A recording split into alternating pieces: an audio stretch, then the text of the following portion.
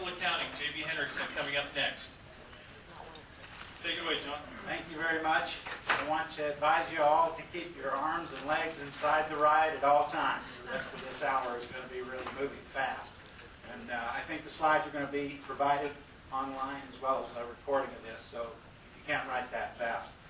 PR, public relations, plays a vital role in the startup of new business typically. And we've gone way beyond just the traditional definition of PR. Social media and internet news has turned the industry on its head, and your preparation in these areas is vital to your success. For example, most editors search blogs for news stories now, and 26% of internet users search Twitter for news. These stats have been changed dramatically by internet news. Now, internet news is the #2 most trusted source for news over even newspapers and only under television. PR can help you save your bacon, or it can take your bad news across the internet and around the world in seconds, as has been found out by many, including Bob Murray of the Crandall Canyon mine disaster. Press relations, looks like we're stuck here on this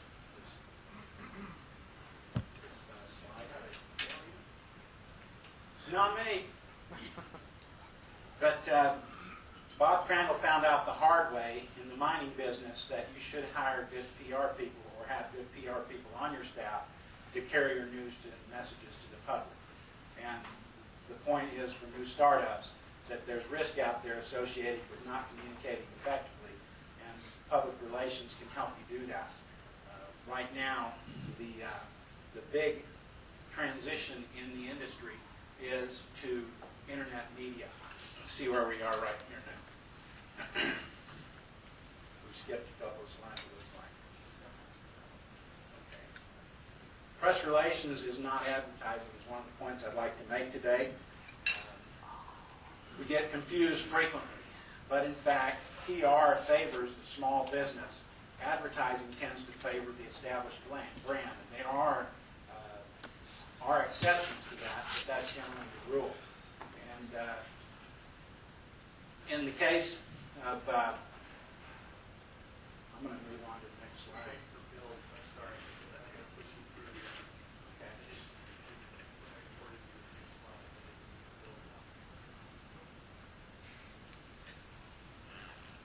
And the fact is that public relations is now more measurable than ever given the emergence of social media. I'll give you an example. One client in Southern Provo could have bought an advertisement in Fortune Small Business Magazine for $81,000 for one single issue to reach millions of readers.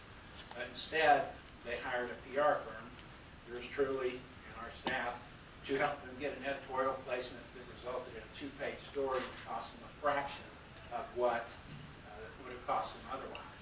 The advantage to public relations to a small business is that PR tends to favor the small, emerging, no-name company. And it is typically more credible than advertising, has a longer shelf life, and is a lot less expensive, has a higher ROI than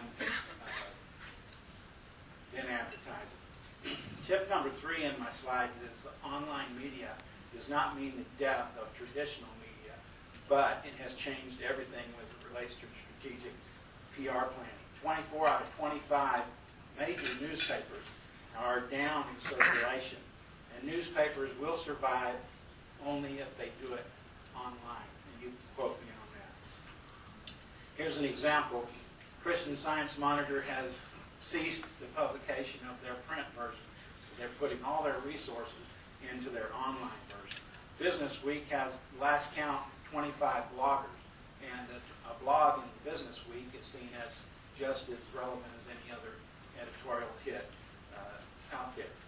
And the fact is that tip number 4, social and internet media have made it easier than ever to measure the results of your PR campaigns, whether it's measuring how many Twitter followers you have, YouTube videos viewed, or blog links that track back to your website that are search engine optimized and build traffic to your sales funnel. it's easier than ever to measure. Social responsibility is another area that you're going to want to cover as a small business. You start early deciding what your character of your company is going to be. And there are actually wire services now that have been created to help develop your social responsibility story. U.S. Synthetic is one of the best local examples of a socially responsible company. They're well known for synthetic diamonds, but lesser known for their work in Yahoo Microfinance, where they've given almost 20,000 microloans to Kenyan startup businesses to help people raise their families out of poverty. And my first rule of thumb on social responsibility is be good, and then talk about being good. And the fact is that most people are more interested in doing business with companies that are socially responsible, and perhaps green, a subcomponent, than those that are not. It's not just a passing thing. It's very important to the American consumer, your consumer. Tip number 6, and this is a big deal today. Online and social media is a revolution. It's not a temporary thing. Twitter may go away, but something more impressive than Twitter will replace it. Social media is here to stay. The majority of people are online, and 96% of Generation Y uses Facebook, 26% use Twitter to find news. Most reporters search blogs for stories. Example, Electrotherm, we had modest success in placing them in traditional media. We add social media, and an example this week is we did a press release of the Search Engine Optimized 2 days ago, and within 20 minutes I had a call from an investor who wanted to put money in the company, and within 2 hours after tweeting about it to treehugger.com, we had an interview with the largest green blog in the internet to help promote this green energy climate. And as you can see here, multiple effects coming from that decision to use social media. So we'd be happy to talk to you about any way we could help your company on PilmerPR.com. You can find our blog where I put the sources for all the stats I just quoted, and interact with us there on our Facebook account.